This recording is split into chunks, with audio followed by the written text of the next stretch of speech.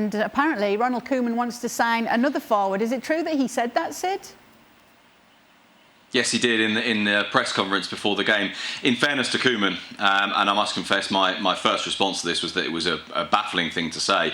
In fairness to him, he said, if the circumstances allow us to do so. He's aware of the financial difficulties they've got. But I still think it's a curious request because, of course, you look at the Barcelona team, and to be perfectly honest, it's not up front that they have enormous problems. Now, we know, of course, that Messi's gone, but they have a lot of forwards. What they don't really have, I suppose, is an out-and-out striker. The only real number 9 is Aguero. They're not sure what's going to happen with him. He's now injured. He'll be out for probably the best part of 7, 8 or maybe even 9, 10 weeks. Whether he will then come back and be ready to go, whether he's particularly keen to stay. In fact, we know that he's not particularly keen to stay. Then, of course, that becomes an issue as well. But I think, and you know, this was mentioned earlier, that the starting 11 at Barcelona is pretty good, but they're very weak in terms of strength and depth. But it's in midfield that they're weak more than the forward line.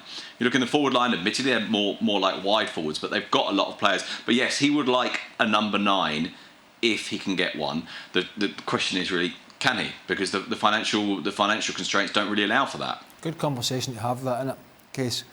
With your chief executive, your chairman, your owner, your president, whatever it is, when you sit down and he says,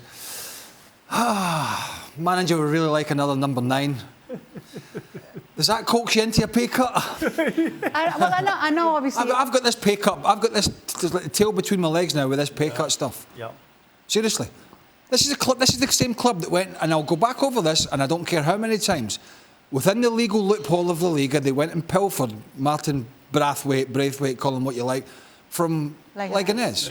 Yeah. And yet here we have a scenario where they've signed one of the leading goal scorers of the last decade, albeit at the wrong side of 30, in Sergio Aguero. They can't get him registered.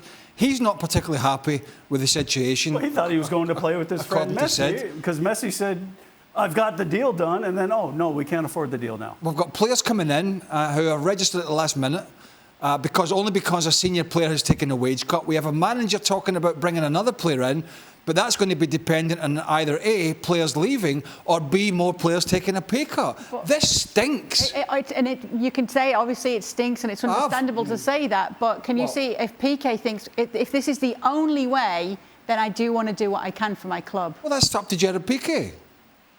Gerard Pique is not Sergio Roberto or Sergio Busquets or anybody else, right? Why? Because one sheep's trotted off down the road, should all the other sheep follow? Well, to me, it's not their fault. To me, the problem is it sounds like they go to Pique because they can go to him and they can say, oh, by the way, and he's got $1 gazillion in the bank. That and your girlfriend, wife makes more money than you do.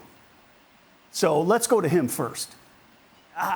It's just poor management. And it's been happening at Barcelona for a period of time, and it's catching up to them, and the pandemic has accelerated it. But this was just a matter of time anyway. And they need to... The problem also is Laporte comes in as the new president saying, oh, I'm going to sort all this out.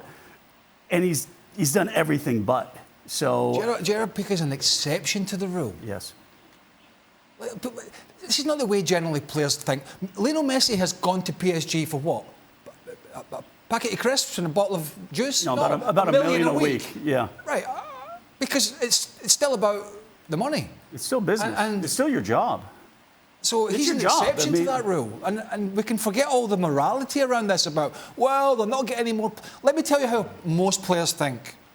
Most players push for, like any other job, they push for the biggest salary they can get and the best deal they can get, right?